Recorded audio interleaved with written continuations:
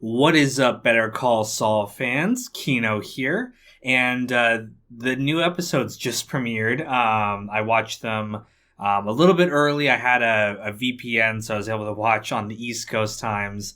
So just finished the two episodes, processed my thoughts for a few minutes, and then decided to record this reaction. Now, I'm of course wearing the Breaking Bad hat. I know that doesn't technically occur, in this show, but they do mention that Bryan Cranston and Aaron Paul are going to make an appearance, so it kind of fits. But regardless, this is just going to be my initial reaction. Again, I just watched the episodes, and I haven't had time to really process everything, but I decided to just record these reactions to just provide some content. Now, again, this is not the episode reviews that I do with like the Breaking Bad logs or the Soprano logs. This is not that. So don't think that like, oh, this is all I'm getting for Better Call Saul. Just because it's premiering, live as I'm doing these videos, I was like, let's record the reaction and put them out there on the Kino Studios channel. Now, of course, I am going to be talking spoilers, so if you haven't seen it, go watch it and then come back to this, or don't, whatever you want to do. But I am going to talk about my general thoughts about the series. Again, with the caveat that the show is not done, so anything that I talk about could change. There could be like stuff that happens later on that kind of recontextualizes stuff here that might change the interpretation I have of the show in general. So, just keep that in mind. But these are going to be my basically live reactions to what I just saw. Now, we got two episodes for the premiere. We got the first episode, Wine and Roses, and the second episode, Carrot and Stick. I believe those are the titles. Let me... Wine and Roses, Carrot and Stick. Yep, I have it right there. And my thoughts on it were... I was very interested as I was watching it. I was like, oh, cool, what's going to happen? What does this mean? What does that mean? But as I've just been sitting here getting ready to record this video, more and more my thoughts have kind of turned not negative, but focusing more on like the problems than just like, oh, that was so great. I think I mentioned this before to you guys that like, generally speaking, I do think this is a good show. I think it's very well made, very well written, has done some great things that we're going to talk about. But in general, I felt it's a little bit inferior to Breaking Bad. Now, I know a lot of people are like, no, this show is so much better. It's so much more character driven. It's so much slower pace, so much whatever. But I don't necessarily care about that kind of stuff. The thing that I loved about Breaking Bad so much was how tightly paced it was. It like sprinted towards its ending. There were a lot of slow moments, but they really reinforced the tight pacing throughout the rest of the story. And I just feel like Better Call Saul, one of the problems I've had with it is just they devote a lot of time and energy to these really slow mechanical sequences that I don't think really pay off that well. I'm thinking of the whole storyline in season 4 of like the them digging the super lab. Like, yes, I understand the emotional payoff at the end of the season where Mike has to kill Werner, and that does kind of inform his relationship a little bit with Walt. There's some parallels between the two of them, but for me it's like we didn't need to spend all this time getting here, and I also don't necessarily care about all the little details like that.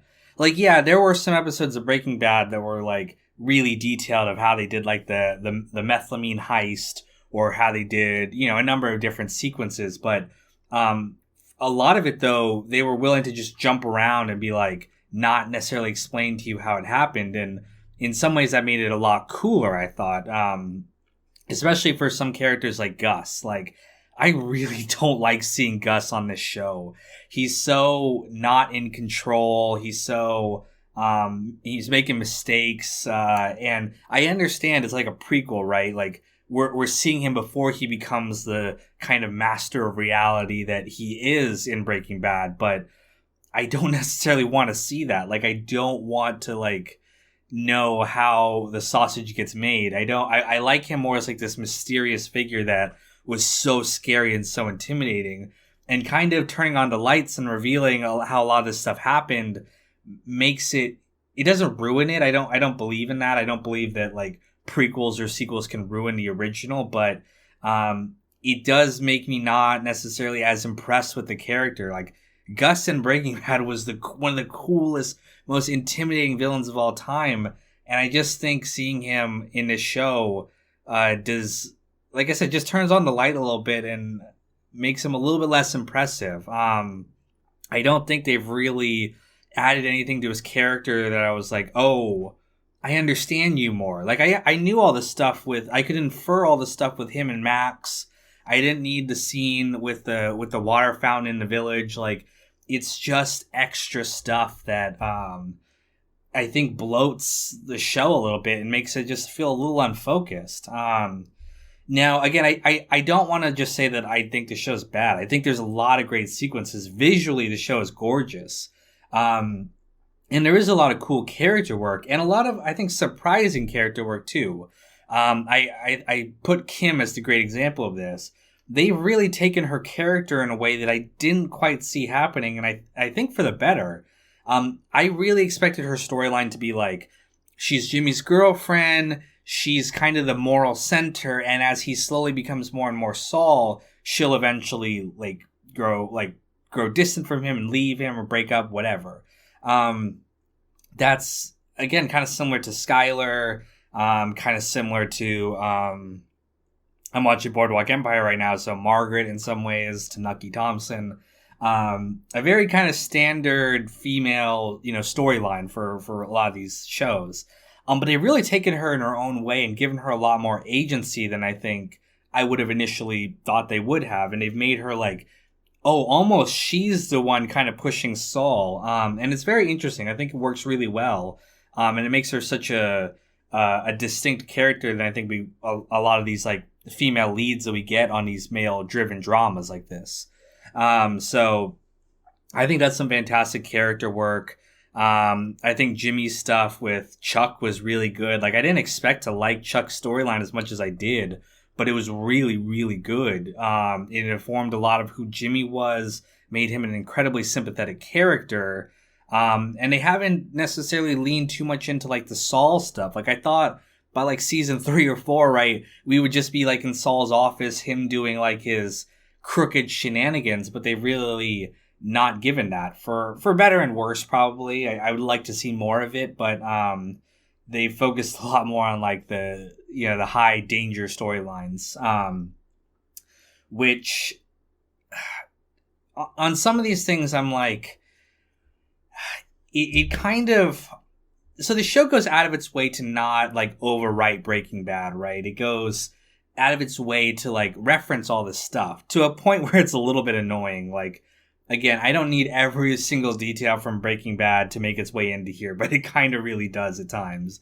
In the next episode, they showed that we're going to see Spooge. Like, they're bringing him back because he was a client of Saul's. And I don't need all of that. I don't need all this, like, remember when.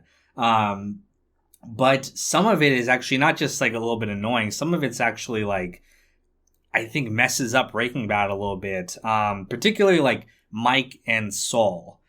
Now, in Breaking Bad, Mike and Saul are not, like, friends or even really close. Like, yeah, they work together on some stuff, but Mike threatens to break Saul's legs. And clearly, like, Saul is, like, afraid of Mike.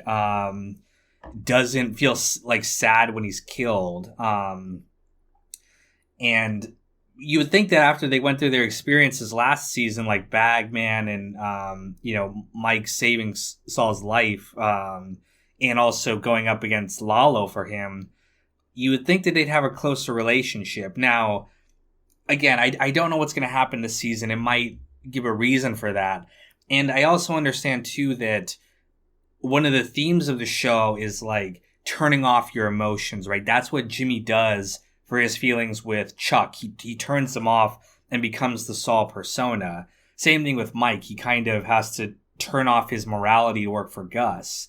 And so that you could say that that's what we're seeing in Breaking Bad is they've just turned off their feelings and have become, hardened criminals. But again, it just doesn't feel as natural to me.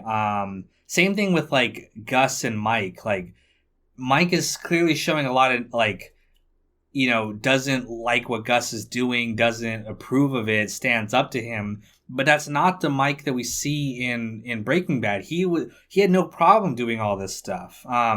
Now again, I can understand that like maybe the storyline is over the years, because this is 7 years or so before Breaking Bad.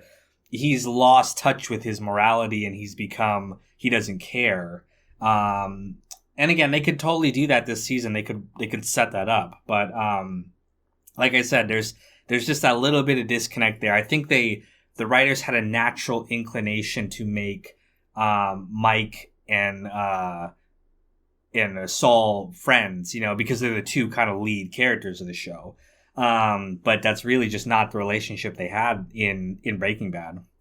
Now, I know I've been talking a lot in general about the show overall and haven't talked too much about these episodes. I don't necessarily want to give just a full recap or anything like that. I assume you're going to watch it yourself. And plus, I'm sure there's a million details that I missed. The whole thing with Nacho's escape, again, they're spending a lot of times on a lot of screen time on the mechanics of what's going on here, but I don't know if it's going to be like a satisfying payoff. I sympathize with Nacho. I think he's a good character, but it's just like, we could have just skipped it. We could have skipped all of this and had them get him out of there and then done other stuff with him rather than just being like, oh, there's someone watching him in the motel and stuff. Like, I'm not saying that stuff's not interesting. It is, but because it's such like a cliffhanger type style of storytelling, it loses a lot of replay value as you rewatch it, because a lot of the tension is gone once you know what happens. I do feel that way about Breaking Bad in general. There's a lot of it that is like, you lose some of it once you've seen the whole storyline, compared to something like The Sopranos, which, because it's not really like plot driven as much, it has a lot more rewatchability. You can just pick up any episode and just watch it. Now, I'm not saying these shows don't have any rewatchability. They definitely do. There's a lot of hidden details you'll probably pick up the second time around. But in terms of pacing and suspense, when you build your story to focus so much on that, you lose a little bit of it once you've seen it. But like I said, I'm still interested to see what happens. I think Saul and Kim's story is pretty interesting. It's probably the best part of the show. I mean, that's the title character, of course. The Mike Gus stuff, is not that great. And even the Lalo stuff, like, I felt like people were hyping him up that he's such this cool villain, but I don't see it, to be honest. He gets tricked all the time. He gets tricked into believing that he burned down the Los Pollos Hermanos when it was Gus himself that did it. He gets tricked by Mike. He gets all this stuff. So they really need to pop him off this season for him to be, a satisfying character. Like, yeah, Gus gets tricked once in Breaking Bad, or I guess technically twice, once at the end. But he gets tricked by Walt killing Gale. But it just seems like Lalo's getting misled and tricked and betrayed all the time, and it just makes him feel like not nearly as threatening as he should have been. The whole story is just not, it doesn't feel like as archetypical as Breaking Bad did. Breaking Bad plotline felt just so perfect, tightly paced. Everything made sense. I wasn't confused about anything once I'd watched an episode. But really here, it's like, there's so much setup, and it's, at least for me, it's hard to follow. I'm not a big like plot guy. I want it to be completely spelled out for me after I'm done with it. But the whole like storyline of, I don't know what's going on. Did they intentionally lead the cartel to his location? Why? Why would they want him to get captured? Because he'll lead him to Gus. Some people I read online were like saying Mike was secretly doing that against Gus's will because he wanted to create a chaotic situation for Nacho to escape in. I don't know. But again, I shouldn't have to like question this. It should be really clear to me once the episode is over, at least what happened. But again, I have some serious problems with this show. I don't think it's the heckin' masterpiece that I think Reddit really thinks it is. But I am interested in watching it. I still think it's beautifully shot. I think this world is interesting. I think a lot of the characters are interesting. I just would like just some slightly better storytelling. But I think I'll leave it at that. Probably next episode, since I got this all off my chest, it'll probably be a little bit more focused on the specific episode itself. But for now, that's my thoughts on the show. And again, I just want to reiterate, this is not the only Better Call Saul content you're going to get from me. I am going to do something on the whole series eventually once it's over, because I need to watch the whole thing to have a complete understanding of what's happened. But until then, I will catch you internet lords later, and we'll talk in the next episode.